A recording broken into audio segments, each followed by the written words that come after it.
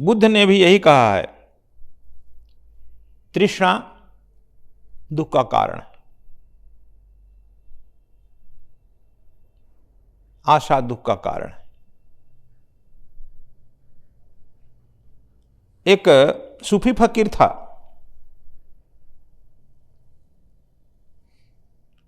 एक बार एक उसके सर नजदीक गया, है ना जी, जाकर क्या पूछा?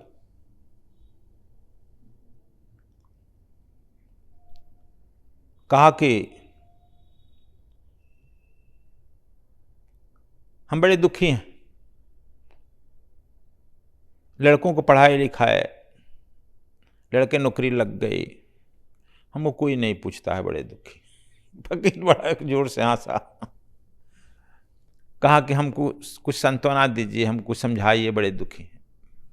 फकीर कहा कि चलो मेरे साथ आओ, मैं बाल्टी लेकर कुआं पर पानी लेने चल रहा, आ जाओ, मैं वहीं तुम्हारा क्लास भी हो जाएगा। फकीर ऐसे चलता था जैसे उसके पैर कांपते थे, मतवाला था, मालूम था कि शराब के नशे में। उनकी आंखें लाल लाल हो गई थी, मालूम हो काती पिया है। ये सोचा कि तब पियक्कड़ है, कागे फकीर है।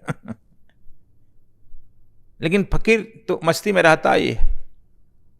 जब मन मस्त हुआ तब क्या बोले, मस्ती में रहता है। वह बहुत बड़ा शराब के नशे में रहता है।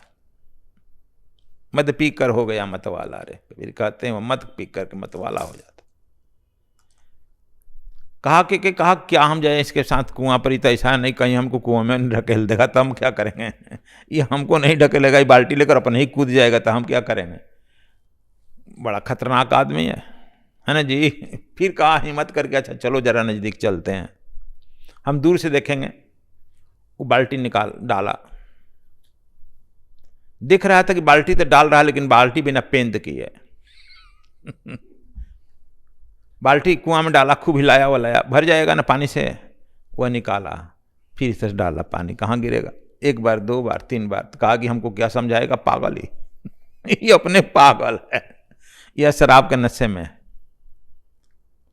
3 बार निकाला तो कहा एक एक भाई कि क्या कहा जी?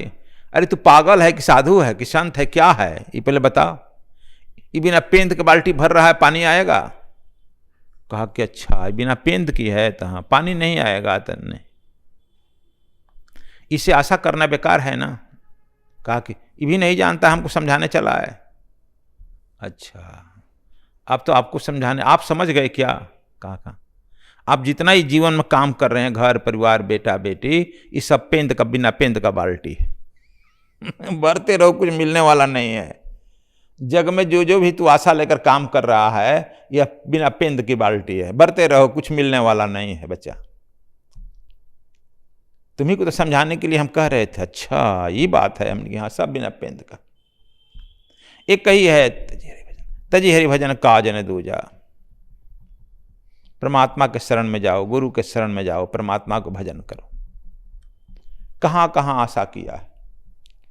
कहते हैं, कहा कि देखो उसी तरह से हमारी तृष्णा रूपी बाल्टी कहीं भरती नहीं। तृष्णा आशा रूपी बाल्टी कहीं भरती नहीं। हम यह करते हैं, वह करते हैं, यह करते हैं, वह करते हैं, फिर देवी देवता के चक्कर में पड़ते हैं, कभी कुछ पूरा होता नहीं। इसलिए कहते हैं, जे आशा ते आपदा, जे संशय ते शोक। आशा और संशय दोनों एक ही सिक्के के दो पहलू हैं। कितना भी तुम कहो, यह भरने वाला नहीं है। कहते हैं कि यह, आगे कहते हैं, जे संशय शोक। शंकालु आदमी के जीवन में भी सफलता कभी मिलेगा नहीं। शंका तोड़ता है। तुम आया है गुरु जी के, कहे कि हमारा यह काम होगा कि नहीं, काम होगा कि नहीं, काम होगा नहीं, शंका करेगा। ये तुम्हारे जीवन को खंड विखंड करेगा। श्रद्धा जो है जोड़ता है। श्रद्धा जहां तुम अपने गुरु पर रखेगा, गोविंद पर रखेगा, बरस जाएगा, तुमसे बरस जाएगा। और संशय तुमको तोड़कर खंडित खंडित कर देगा, कुछ मिलने वाला नहीं है। भगवान कृष्ण भी अर्जुन से कहते हैं, अर्जुन संशय आत्मा विनश्यन्ति, संशय जो होता है आत्मा उसको विनाश कर देती है, विनाश की तरफ ले जाती है।